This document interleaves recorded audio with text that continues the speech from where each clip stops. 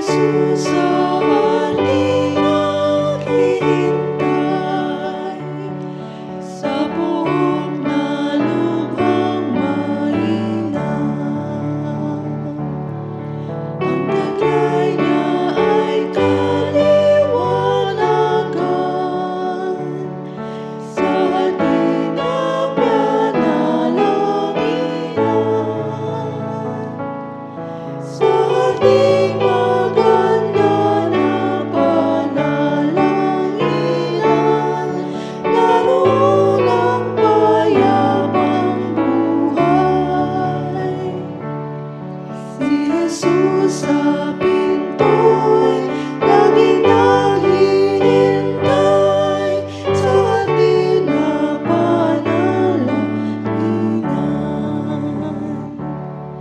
Si Jesus naghihintay sa atin, sa Kanya pasanin ay dalhin. Malumanay niyang tinig ay dinggin, sa pananalangin ang atin. Sa ating maganda na panalangin, naroon ang payapang buhay.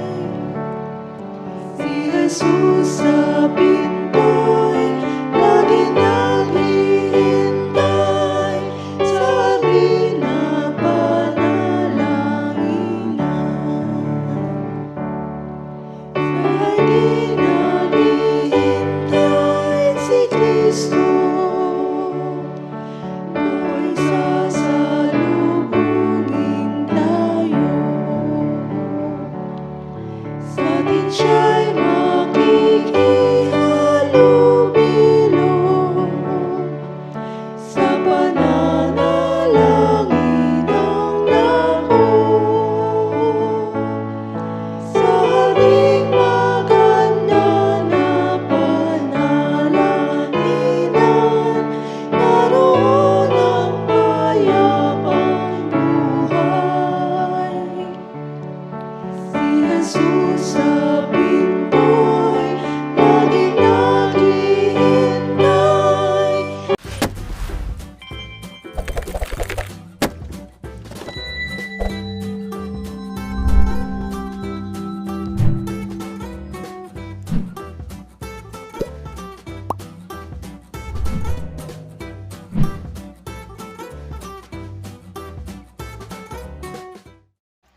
Isang mapagpalang araw po sa lahat.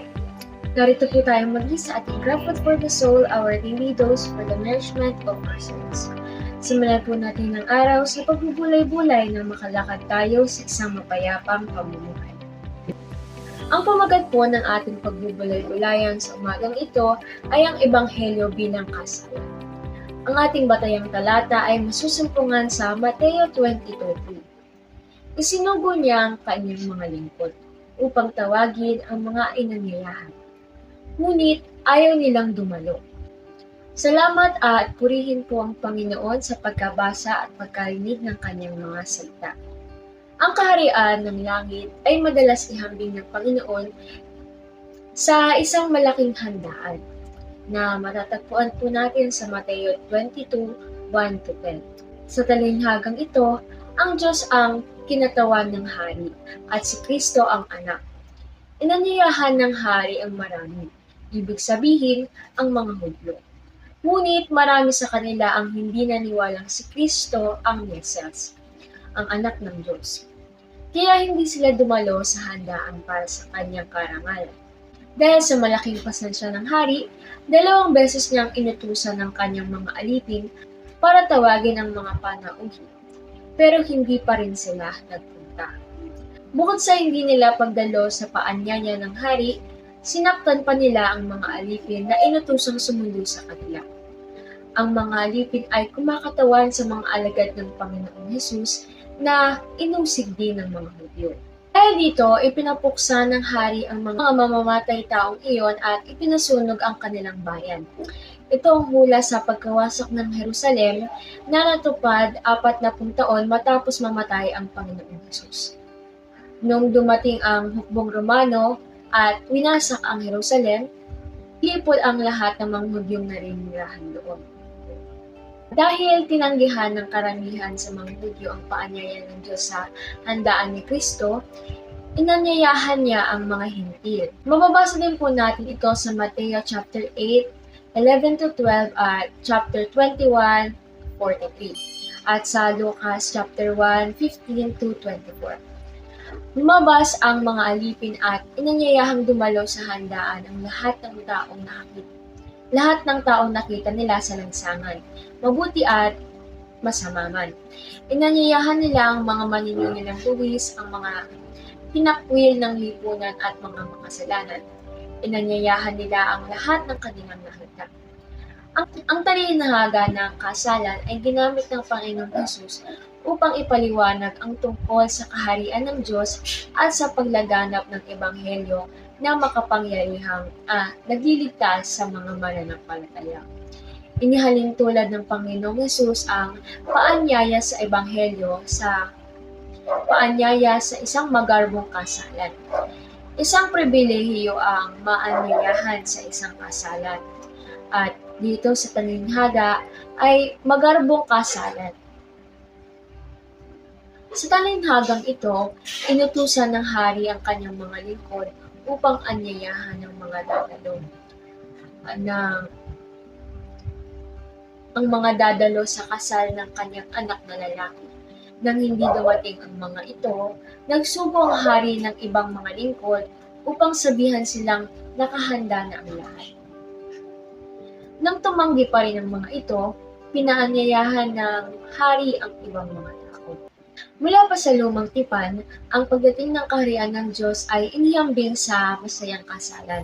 Sa Jeremiah chapter 13 verse 11, ngunit darating ang panahon na muling maririnig sa lugar na ito ang katuwaan at kasiyahan. Ang mga tinig ng mga ikinakasal habang sila ay nasa bahay ni Yahweh upang maghandog ng pagpupuri at pasasalamat. Maririnig ang sigawang, purihin si Yahweh na makapangyarihan sa lahat. Dahil sa kanyang kabutihan, pag-ibig niya'y tunay, laging tapat kailanman. At ibabalik ko ang kayamanan ng bayan. Ako si Yahweh ang may sabi nito.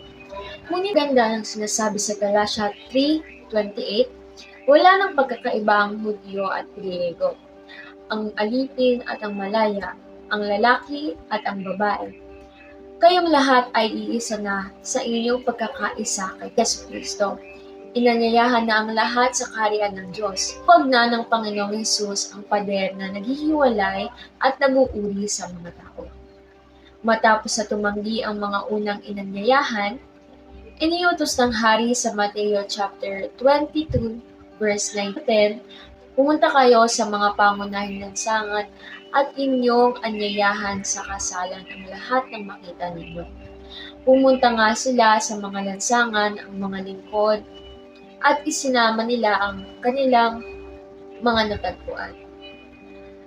Masasama't mabubuti at napuno ng mga panauhin ang bulwagang pangkasalan.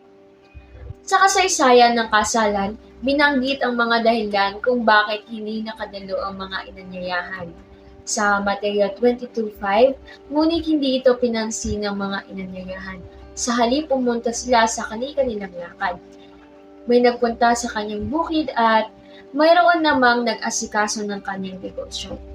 Ang kanilang dahilan ng pagtanggi ay pure ang simple business sa mga bagay na material.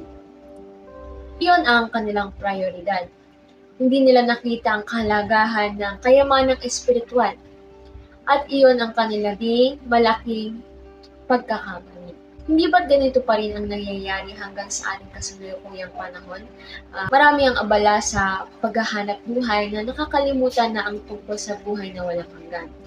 Ang wika po sa Mateo 6:19-20, huwag kayong mag-impok ng mga kayamanan dito sa lupa. Ito'y may naninirang insekto at kalawang, at may nakakapasok na magnanakaw. Sa halip, mag-impok kayo ng kayamanan sa langit. Walang naninirang insekto at kalawang, at walang nakakapasok na magnanakaw.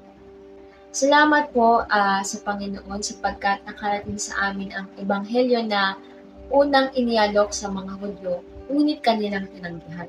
Salamat po sa Panginoon sa paanyaya mo tanggapin namin ang ebanghelyo tulad sa isang napakalaking pribilegyo. Tayo po ay manalangin.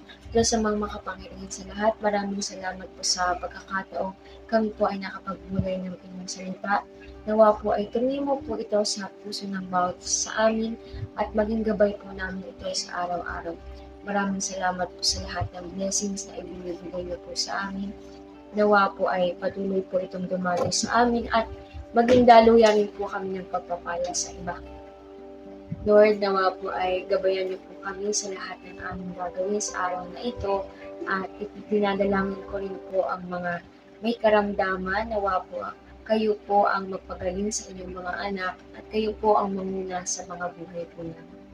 Ito po ang aming panalangin. In Jesus' mighty name we pray. Amen. Po sa inyong pagsama sa pagbubulay-bulay ng salita ng Panginoon, a friendly reminder po about sa atin, be Christ-like in your workplace of faith. To God be the glory and have a good day.